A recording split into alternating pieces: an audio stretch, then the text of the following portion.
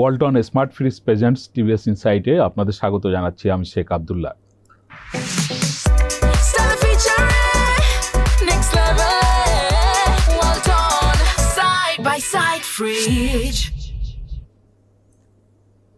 প্রিয় দর্শক, আমরা আজ কথা বলবো সামরিক ড্রোন কারখানা স্থাপনের পরিকল্পনা নিয়ে। আপনারা জানেন যে সরকারের আগে থেকেই প্রতিরক্ষা শক্তি বৃদ্ধির পরিকল্পনা রয়েছে। তারই অংশ হিসাবে এই ড্রোন কারখানা স্থাপনেরও একটি উদ্যোগ সরকার নিয়েছে। ইতিমধ্যে অর্থ মন্ত্রণালয় থেকে এই উদ্যোগটি সম্মতি দেওয়া হয়েছে এবং এই কার্যক্রমটি করার জন্য সরকার চায়না সরকারের সঙ্গে একটি চুক্তিও করবে। তাদের কাছ থেকে প্রযুক্তিগত সহযোগিতা নেবে সরকার। এই নিয়ে টিভিএসে আজ বিশেষ একটি প্রতিবেদন প্রকাশিত হয়েছে। প্রতিবেদনটি করেছেন টিভিএসের চিফ রিপোর্টার আবুল কাসেম। আমরা তার কাছ থেকে শুনবো যে এই কারখানাটি কেমন হবে, এর বাজেট কেমন থাকবে, বা কি ধরনের ড্রোন তৈরি হবে, বা এই ড্রোন তৈরির প্রেক্ষিতে বাংলাদেশের কি ধরনের অর্জন বা লাভ বাংলাদেশের হতে পারে, এইসব বিষয়ে তার কাছ থেকে আমরা জানবো। জনাব আবুল কাসেম, আপনাকে স্বাগত জানাচ্ছি। আপনার যে আজকের স্টোরি, আপনি বলছেন যে সামরিক ড্রোন কারখানার স্থাপনের পরিকল্পনা নিয়েছে সরকার। আসলে এই কারখানাটি কেমন হবে, বা মানে এই পরিকল্পনাটি কি প্রেক্ষাপটে সরকারে আসলো আর কি? ধন্যবাদ আপনাকে। আপনি যেটা বলছেন যে বাংলাদেশে একটা মিলিটারি ড্রোন প্লান্ট স্থাপন হবে এবং সেখানে হচ্ছে মিলিটারি ড্রোন উৎপাদন করা হবে।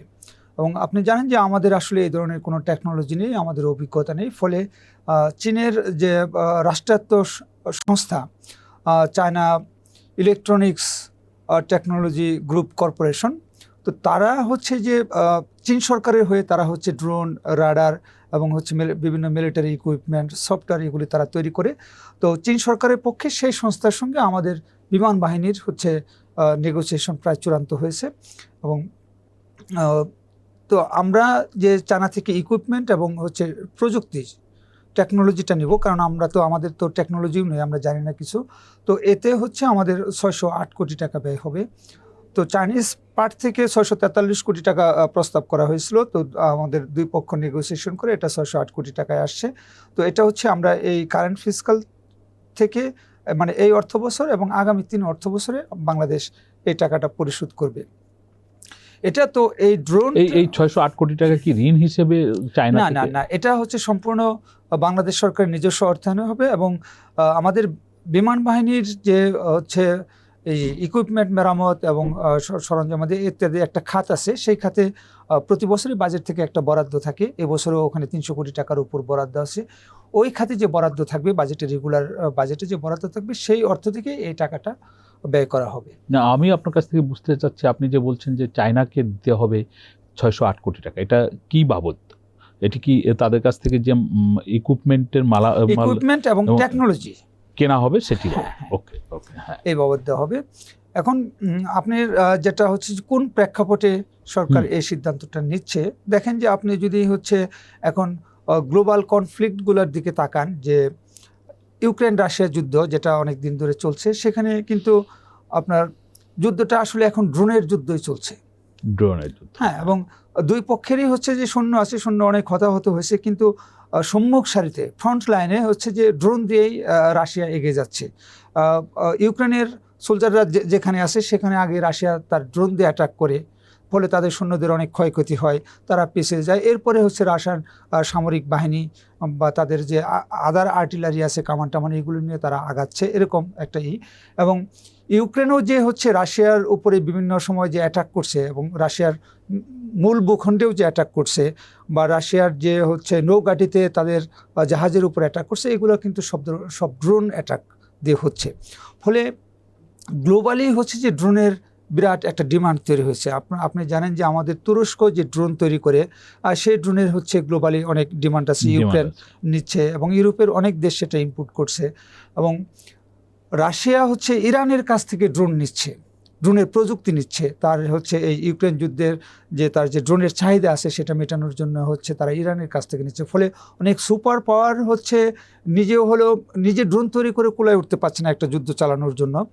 তখন সে আরও একটু ছোটো বা দুর্বল দেশের উপর ডিপেন্ডেন্স হচ্ছে। ড্রোনটা এতটা ইম্পর্টেন্ট হয়ে উঠছে। একটা ড্রোন, ধরেন যে আমরা যেটা দেখলাম যে এই যুদ্ধে ইউক্রেন রাশিয়ার যুদ্ধে যদি আপনি দেখেন যে একটা ড্রোনের যে দাম, ড্রোন হচ্ছে আপনি একের পর এক ছুটতে থাকতে পারবেন যদি আপনার হলে স্টকে থাকে বা আপনার প্রোডাকশন ক্যাপাসিটি থাকে, কিন্তু আপনার সোলজার কিন্তু আপনি একের পর এক মানে মৃত্যু ঘটছে, তারপরে আপনি সাপ্লাইটা কিন্তু দিতে পারবেন না। ইউক্রেনের এখন যেটা এই যে ইউক্রেন যে রাশিয়ার কাছে বড় ধরনের ধরাশায়ী হচ্ছে, এর পেছনে কারণ হচ্ছে যে ইউক্রেনের সোলজার কমে গেছে, তাদের ফ্রন্টলাইনে প্রচুর মারা গেছে, তাদের হচ্ছে যুদ্ধে যাওয়ার মতো হচ্ছে পর্যাপ্ত ইয়াং পপুলেশন নাই। যারাও অনেকে ছিল তারা ইউরোপের বিভিন্ন দেশে রিফিউজি হিসেবে চলে গেছে, তারা যুদ্ধে যেতে চাচ্ছে না কারণ ব্যাপক হতাহত দেখছে। তো এই প্রেক্ষাপটে হচ্ছে যে সৈন্যর যোগান ইউক্রেন বাড়াইতে পারছে না। এখন ইউক্রেনের একটা সৈন্যর এগেনস্টে রাশিয়ার 10 জন সৈন্য আছে। তো এই অবস্থায় হচ্ছে যে যারা একটু হচ্ছে যাদের সৈন্য সংখ্যা কম, এসব দেশ হচ্ছে মিলিটারি ইকুইপমেন্ট বা ড্রোন, যুদ্ধ বিমান, তারপরে হাইপারসনিক মিসাইল ইত্যাদির উপরে তাদের ডিপেন্ডেন্সিটা বাড়ছে। তো এখন যেহেতু বিশ্ব পরিস্থিতি বা বিশ্ব সমরাস্ত্রেই এক ধরনের পরিবর্তন আসছে, তো বাংলাদেশকেও তো তার সাথে সামিল হতে হবে। আপনি কি জানেন যে এই কারখানায় মানে কি ধরনের সক্ষমতার ড্রোন তৈরি হবে? এই বিষয়ে কি আপনার কোনো ধারণা আছে? না, এটা হচ্ছে আপনার হচ্ছে সামরিক ড্রোন। সামরিক ড্রোন সাধারণত তারা হচ্ছে বিভিন্ন ওই বোম বহন করতে পারে, বহন করে নিয়ে যায় এবং তারা হচ্ছে একটা টার্গেটেড জায়গায় যে হচ্ছে এটার আত্মঘাতী অ্যাটাক, যে একটা হিট করে বোম ব্লাস্ট হয়, ওই ড্রোনও ধ্বংস হয়ে যায় এবং ওই স্থাপনাটাও হচ্ছে ক্ষতিগ্রস্ত হয় বা ধ্বংস হয়, বা সেখানে যদি সৈন্য থাকে তারা হচ্ছে হতাহত হয়। এটাও হচ্ছে এই ধরনের ড্রোনই হবে, কিন্তু এটার হলো স্পেসিফিকেশন বা এটার হচ্ছে এককালীন উড্ডয়ন ক্ষমতা কতটুকু, একসাথে এটা কত দূরের লক্ষ্যবস্তুতে হিট করতে পারবে, এই ধরনের তথ্য আমাদের কাছে নেই। আপনি যেটা বলছেন যে মানে বাংলাদেশের সামরিক শক্তি বৃদ্ধিরই পরিকল্পনার অংশ, আমরা দেখলাম যে যুদ্ধ বিমান কেনা নিয়েও বেশ আলোচনা কয়েকদিন ধরে চলছে। সেখানে আধুনিক যুদ্ধ বিমান কেনার কথাবার্তাও এসছে।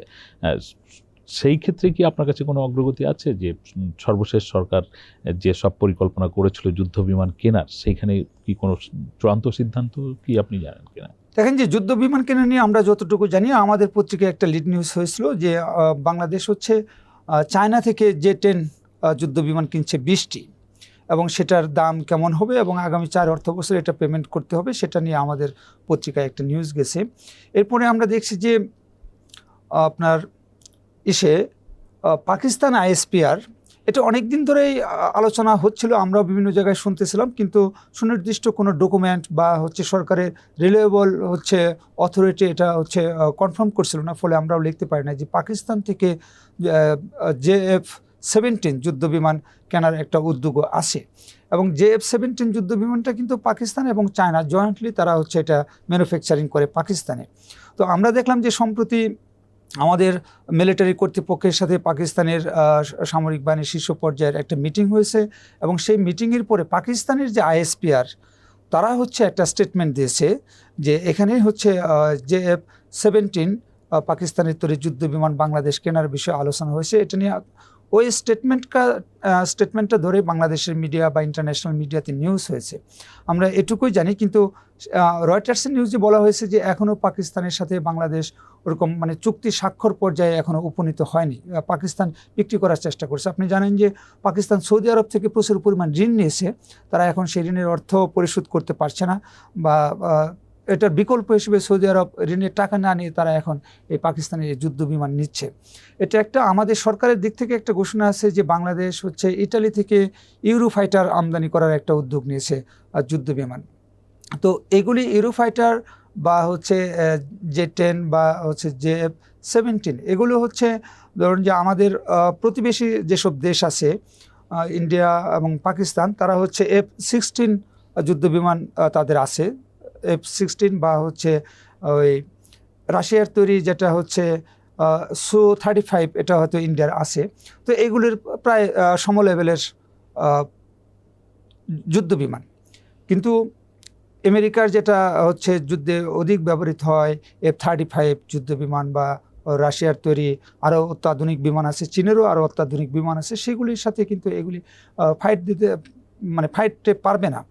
তো সরকার আমাদের প্রতিরক্ষা সক্ষমতা বাড়াইতে চেষ্টা করছে, এটা নট ফর দ্যাট যে আমরা কোনো দেশের উপর অ্যাটাক করব, কিন্তু যদি আমরা হচ্ছে বাংলাদেশ, আপনি জানেন যে সবসময় একটা শান্তিপ্রিয় দেশ, সকল দেশের সাথে বন্ধুত্ব, এটা হচ্ছে বাংলাদেশের স্বাধীনতার সময়কাল থেকে পররাষ্ট্রনীতি।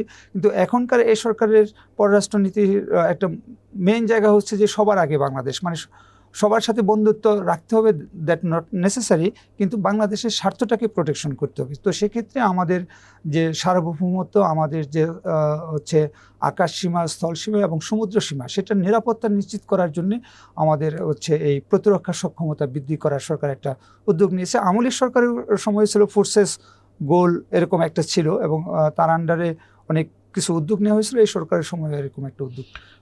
আপনার কাছে শেষ প্রশ্ন, আপনি অনেক বছর ধরে বাজেটের রিপোর্টিং করেন বা সামষ্টিক অর্থনৈতিক বিষয়বস্তু নিয়ে আপনি রিপোর্টিং করে আসছেন।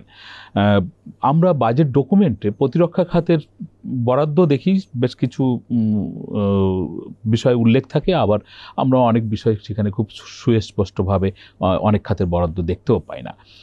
আমরা দেখছি যে সাম্প্রতিক সময়ে রাজস্ব সংগ্রহ সরকারের খুব বিশেষ হচ্ছে না, বা মানে অগ্রগতি খুব বেশ ভালো না আগের তুলনায়, বা লক্ষ্য অনুযায়ী জাতীয় রাজস্ব বোর্ড এগোতে পারছে না। আমরা সরকারের ঋণ করার বিষয়গুলোও দেখছি। আপনি বলছেন যে আমরা আসলে কারোর সাথে যুদ্ধের প্রস্তুতি নিচ্ছি না, নিজেদের সক্ষমতা বাড়ানোর জন্য চেষ্টা করছি। এই সরকারের ব্যাংক ঋণ বাড়ছে বা বৈদেশিক ঋণও বাড়ছে, এরকম আমরা শুনছি। মানে সামগ্রিক পরিস্থিতিতে এই রকম কার্যক্রমে ঋণ করে কি সরকার ব্যয় করছে, নাকি মানে এইখানে কি সরকারের ব্যয় সক্ষমতাটা আসলে এখন কেমন, আপনি কি মনে করেন? দেখেন যে আপনি যদি খেয়াল করেন যে আমরা কিছুদিন আগে একটা নিউজ করছি যে সরকার ডিফেন্স ইকোনমিক জোন করার একটা উদ্যোগ নিয়েছে। এখন আমাদের মিলিটারি হার্ডওয়্যার এবং হচ্ছে ইকুইপমেন্ট বড় অংশই হচ্ছে আমদানি করতে হয়। আমাদের যে মেশিন টুলস ফ্যাক্টরি আছে এবং হচ্ছে চিটাগাং একটা অর্ডিন্যান্স ফ্যাক্টরি আছে, সেখানে কিছু অস্ত্রশস্ত্র উৎপাদন হয়, বাকি সব হচ্ছে ইম্পোর্ট করতে হয়। তো সরকারের একটা উদ্যোগ আছে যে আমরা এটা ইম্পোর্ট ডিপেন্ডেন্সি কমিয়ে নিজেরা হচ্ছে এখানে উৎপাদন করব, প্লাস হচ্ছে নিজেদের চাহিদা মিটিয়ে হচ্ছে আমরা এটা এক্সপোর্ট করব, এই একটা আছে। কিন্তু যুদ্ধাস্ত্র হচ্ছে যে আমাদের যেহেতু হচ্ছে ওই গবেষণা করে অনেক টাকা খরচ করে হচ্ছে একটা যন্ত্র আবিষ্কার করার সক্ষমতা নেই, ফলে আমাদের ইম্পোর্ট ডিপেন্ডেন্সি থাকবে। লেটেস্ট ভার্সনগুলি, গ্লোবাল মার্কেটের লেটেস্ট ভার্সনগুলি যদি আপনি পেতে চান তাহলে আপনাকে ইম্পোর্ট করতেই হবে।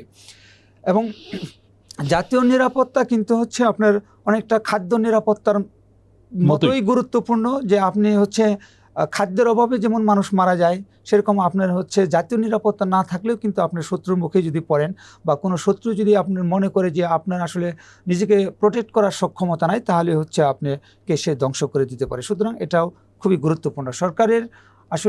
সরকারের রেভিনিউয়ে ঘাটতি আছে, সরকারের আয়ে ঘাটতি আছে, কিন্তু সরকার যে টোটাল যে ঋণটা করছে, এই ঋণটা শুধু হচ্ছে প্রতিরক্ষা সক্ষমতার জন্য করছে তা না, বিভিন্ন খাতে এই ঋণের অর্থ যাচ্ছে, এবং সরকার কোনটা ঋণ করে দিচ্ছে আর কোনটা হচ্ছে তার ইনকাম থেকে দিচ্ছে, এটা আসলে আলাদা করার কোনো সুযোগ নেই।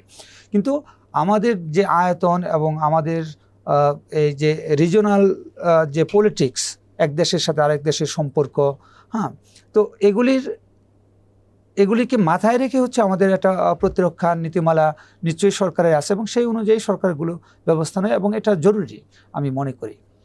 ধন্যবাদ আপনাকে। আমরা এতক্ষণ ধরে জনাব আবুল কাশেমের কাছ থেকে শুনছিলাম যে সরকার কেন সামরিক ড্রোন কারখানা স্থাপন করতে যাচ্ছে, বা দেশের প্রতিরক্ষা খাতের প্রতিরক্ষা ব্যবস্থাকে উন্নয়ন করার জন্য সরকারের কি কি পরিকল্পনা রয়েছে। আমাদের আলোচনা আপনাদের যদি ভালো লাগে আপনারা শেয়ার করবেন, লাইক করবেন, টিভিএস এর সঙ্গে থাকবেন। সকলকে ধন্যবাদ।